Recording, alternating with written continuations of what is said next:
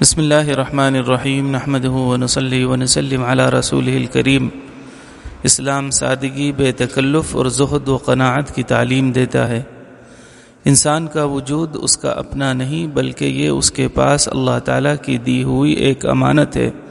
اس کی حفاظت انسان کا فرض ہے۔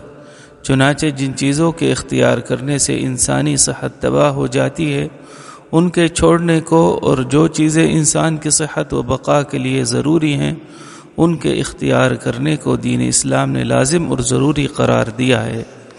لہذا جو شخص باوجود قدرت کے کھانے پینے کی چیزوں کو اس طرح چھوڑ دے جس کی وجہ سے وہ مر جائے یا اتنا کمزور ہو جائے کہ جو واجبات اور ذمہ داریاں شریعت مطہرہ کی طرف سے اس پر عائد ہوتی ہیں ان کو بھی وہ ادا نہ کر سکے تو یہ شخص دین اسلام کی روح سے مجرم اور سخت گنہگار ہے۔ لیکن اس کا یہ مطلب بھی نہیں کہ انسان صبح و شام کھانے پینے، لباس وغیرہ جیسی چیزوں کے دندے میں لگا رہے، کھانے پینے وغیرہ کو اپنا اولین مقصد بنا لے اور اس کی پوری زندگی کا محور اور مدار یہی خوش خوراکی اور خوش لباسی بن کر رہ جائے۔ کھانے وغیرہ تو اس لیے ہیں کہ انسان کی صحت اور زندگی قائم رہے، تاکہ زندگی میں پوری قوت کے ساتھ وہ اللہ تعالیٰ کی بندگی کرے اور اس کے احکامات پورے کرے۔ اس کا مطلب یہ نہیں کہ زندگی کا مقصد کھانا پینا اور لباس وغیرہ کو بنا کر پوری زندگی اس میں صرف کی جائے۔ کھانے پینے اور زینت وغیرہ میں اسراف ممنوع ہے، اس لیے اللہ تعالیٰ نے جہاں لباس اور کھانے پینے کا حکم دیا ہے وہاں اسراف سے بھی روکا ہے۔ چنانچہ اللہ تعالیٰ کا ارشاد ہے، کلوا واشربوا ولا تسرفوا انہ لا يحب المسرفین، کھاؤ پیو اور اسراف مت کرو، یاد رکھو کہ اللہ تعالیٰ اسراف کرنے والوں کو پسند نہیں کرتا۔ سورہ اعراف۔ اسراف کا معنی حد سے تجاوز کرنا ہے اور یہ اسراف کی تمام صورتوں کو شامل ہے۔ جائز اور حلال کی حد سے نکل کر ناجائز اور حرام کی حد میں پہنچنا اسراف ہے۔ حلال کو حرام کرنا اسراف ہے۔ کھانے پینے میں اعتدال کو چھوڑنا بھی اسراف ہے، مثلا سیر ہو جانے کے بعد بھی کھاتے رہنا یا فضول خرچی کرنا وغیرہ۔ اسی طرح ہر وقت کھانے پینے کی فکر میں رہنا، بلکہ جس چیز کو بھی جی چاہے اس کو ضرور حاصل کر کے کھانا، یہ بھی اسراف میں داخل ہے۔ چنانچہ حضرت انس رضی اللہ عنہ سے روایت ہے کہ رسول اللہ صلی اللہ علیہ وسلم نے فرمایا، بلا شبہ اسراف میں سے یہ بھی ہے کہ جس چیز کو بھی تیرا جی چاہے وہ ضرور کھائے۔ ابن ماجہ۔ تجاوز کی کئی قسمیں ہیں قرآن مجید میں، ولا تسرفوا، اسراف مت کرو، کہ چند حروف میں کھانے پینے، لباس اور استعمال کی تمام چیزوں میں اسراف کی تمام قسموں کو ممنوع قرار دیا ہے۔ اسراف اور حد سے تجاوز کی صورتوں اور قسموں کا اجمالی خاکہ درج ذیل ہے۔ ایک، پاک اور حلال سے تجاوز کر کے گندے اور حرام تک پہنچ جانا، یعنی جن چیزوں کو اللہ تعالیٰ اور اس کے رسول صلی اللہ علیہ وسلم نے ممنوع قرار دیا ہے ان کو کھانا پینا اور استعمال کرنا اسراف میں داخل ہے۔ دو، اللہ تعالیٰ کی حلال کی ہوئی چیزوں کو بلا وجہ شرعی حرام سمجھ کر چھوڑ دینا۔ ان دونوں صورتوں میں حد سے تجاوز اور ان کا حرمت اور جرم ہونا تو بالکل ظاہر ہے کہ پہلی صورت ممنوع اور حرام ہے اور دوسری صورت میں اللہ تعالیٰ کے قانون کی مخالفت ہے۔ تین، کھانے پینے اور استعمال کی دیگر چیزوں کو بلا وجہ ضائع کرنا، مثلا بچا ہوا سالن بلا وجہ پھینک کر ضائع کرنا۔ چار، سیر ہو جانے کے بعد کھانا کھاتے رہنا۔ پانچ، اتنا کم کھانا کہ صحت بگڑ جائے اور واجبات کی ادائیگی پر قدرت نہ رہے۔ چھ، ہر قسم کے کھانے پینے اور لباس وغیرہ کی دن سوار کر لینا اور ان کی درستگی کے فکر میں لگے رہنا۔ سات، ہر وقت اپنے نفس کی خواہش پوری کرنا، یعنی جب اور جس چیز کو جی چاہے کہ فلاں چیز کو کھایا پیا یا پہنا جائے تو ضرور بضرور اس چیز کو حاصل کرنا اور ضرور اس خواہش کو پورا کرنا۔ آٹھ، اللہ تعالیٰ کی نافرمانی اور ناجائز کاموں میں مال و متاع خرچ کرنا، اگرچہ بہت تھوڑا ہی کیوں نہ خرچ کیا جائے، یہ بھی اسراف ہے۔ نو، ریاکاری اور نام و نمود کی خاطر مال و دولت خرچ کرنا۔ 10، جائز کاموں میں مال و دولت حد سے زیادہ خرچ کرنا یا اپنی استطاعت اور حیثیت سے زیادہ خرچ کرنا، یہ سب صورتیں اسراف میں داخل ہیں۔ اسراف کی تمام صورتوں کے متعلق شریعت مطہرہ کی تفصیلی ہدایات اور تنبیہات موجود ہیں۔ ان میں سے بعض کا بیان پہلے گزر چکا ہے اور بعض کا بیان یہاں لکھا جاتا ہے۔ چنانچہ اللہ تعالیٰ کا ارشاد ہے، ان المبذرین کانوا اخوان الشیاطین وکان الشیطان لربہ کفورا، بے شک بے جا خرچ کرنے والے لوگ شیاطین کے بھائی ہیں اور شیطان اپنے پروردگار کا بڑا ناشکرا ہے۔ سورہ اسراء۔ ایک دوسری جگہ اپنے محبوب و مقبول بندوں کے اوصاف بیان کرتے ہوئے بیان فرماتے ہیں، والذین اذا انفقوا لم یسرفوا ولم یقتروا وکان بین ذلک قواما، اور جب وہ خرچ کرنے لگتے ہیں تو نہ اسراف کرتے ہیں اور نہ کنجوسی اور تنگی کرتے ہیں، بلکہ ان کا خرچ کرنا دونوں اسراف اور تنگی کے درمیان اعتدال میانہ روی پر قائم رہتا ہے۔ سورہ فرقان۔ اسراف کا مطلب اور اس کی صورتیں تو اوپر ذکر کی گئیں۔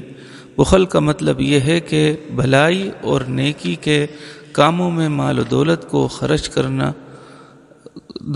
خرچ نہ کیا جائے اور اپنے اہل و عیال اور خدام وغیرہ پر اپنی حیثیت کے مطابق خرچ نہ کیا جائے۔ مختصر یہ کہ جو مال و دولت اللہ تعالیٰ کی اطاعت اور اس کے حکم کے مطابق خرچ نہ کیا جائے تو وہ بخل ہے، اور جو مال وغیرہ اللہ تعالیٰ کی اطاعت اور حکم سے ہٹ کے خرچ کیا جائے وہ اسراف ہے۔ واللہ اعلم۔ نیز نبی کریم صلی اللہ علیہ وسلم کی تعلیمات میں جس طرح یہ تعلیم و ترغیب دی گئی ہے کہ صاف ستھرا رہنا چاہیے اور جو نعمتیں اللہ تعالیٰ نے ذمہ دے رکھی ہیں ان میں بخل اور کنجوسی سے کام نہیں لینا چاہیے، بلکہ اللہ تعالیٰ کا شکر کرتے ہوئے ان کو استعمال کرنا چاہیے اور کام ملانا چاہیے۔ اسی طرح نبی کریم صلی اللہ علیہ وسلم نے ہمیں یہ تعلیم بھی دی ہے کہ اپنی زیب و زینت اور لباس وغیرہ میں زیادہ مشغول نہیں ہونا چاہیے اور نہ ان چیزوں کو حد سے زیادہ اہمیت دی جائے۔ چنانچہ نبی کریم صلی اللہ علیہ وسلم نے جس طرح کنگھی اور بالوں کو درست کرنے کا حکم فرمایا ہے، اسی طرح ہر وقت کنگھی کرنے سے منع بھی فرمایا ہے۔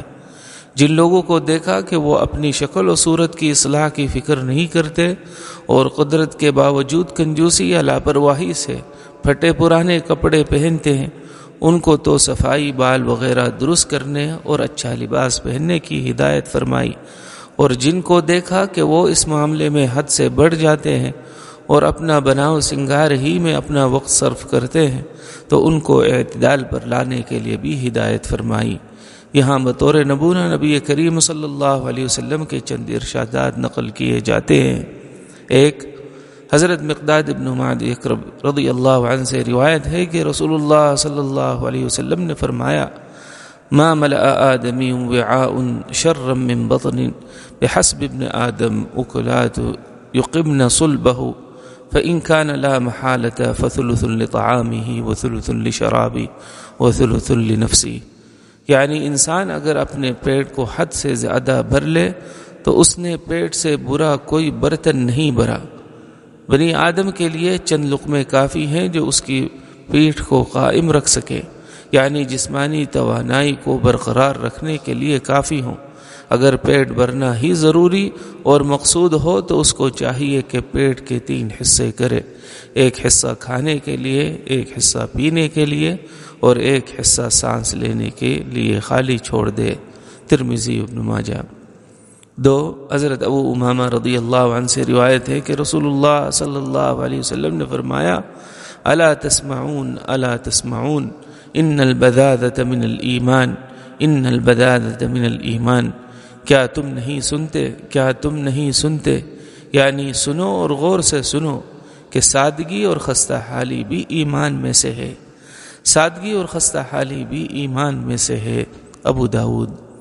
یعنی ظاہری سادگی اس خستہ حالی اور بناؤ سنگار کی طرف زیادہ فکر نہ کرنا بھی اندرونی ایمانی کیفیت سے پیدا ہو جاتی ہے۔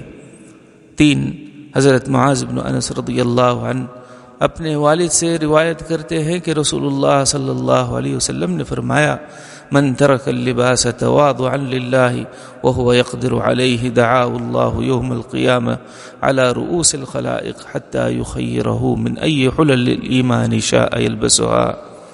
جو شخص تواضع اور انکساری کی وجہ سے عمدہ لباس استطاعت اور حیثیت کے باوجود استعمال نہ کرے تو اللہ تعالیٰ اس کو قیامت کے دن ساری مخلوقات کے سامنے بلا کر اس کو اختیار دے گا کہ وہ ایمان کے جوڑوں میں سے جو جوڑا بھی پسند کرے اس کو پہن لے. ترمذی. 4. حضرت عبداللہ ابن مغفر رضی اللہ عنہ سے روایت ہے کہ رسول اللہ صلی اللہ علیہ وسلم نے ہر وقت کنگھی کرنے سے منع فرمایا الا یہ کہ ایک روز چھوڑ کر کنگھی کی جائے. ترمذی، ابو داؤد، نسائی. 5. حضرت عبداللہ ابن بریدہ رضی اللہ عنہ کا بیان ہے کہ ایک دن حضرت فضالہ ابن عبیدہ رضی اللہ عنہ سے ایک شخص نے پوچھا کہ میں آپ کو بعض اوقات پراگندہ بال یعنی بغیر کنگھی کیے ہوئے دیکھتا ہوں، تو انہوں نے جواب میں فرمایا کہ ان رسول اللہ صلی اللہ علیہ وسلم کان ینہانا عن کثیر من الارفاہ، بے شک رسول اللہ صلی اللہ علیہ وسلم ہمیں زیادہ عیش و آرام کی چیزوں سے منع فرماتے تھے. اس شخص نے پھر پوچھا کہ میں آپ کے پاؤں میں جوتا نہیں دیکھ رہا ہوں، تو انہوں نے جواب فرمایا کان رسول اللہ صلی اللہ علیہ وسلم یأمرنا ان نحتفی احیانا، رسول اللہ صلی اللہ علیہ وسلم ہمیں یہ حکم دیتے تھے کہ کبھی کبھی ننگے پاؤں بھی پھرا کریں. ابو داؤد. سبحانک اللہم و بحمدک اشہد ان لا الہ الا انت استغفرک و اتوب الیک.